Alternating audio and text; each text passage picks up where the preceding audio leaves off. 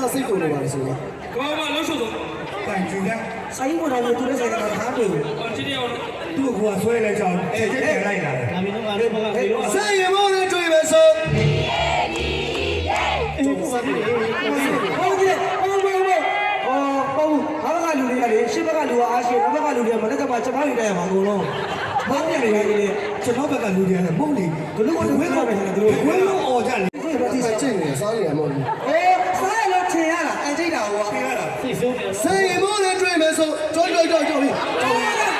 လေမဆိုးရဘူးကွာ ကိုဘာမှမဆိုးဘူး ဟောဗျာကဲသူပန်းသီးစားကြတယ်ကိုတိုင်ဖုန်းကြောင့်ဝင်သွားတော့လား အောင်စိတ်ဆိုးတာ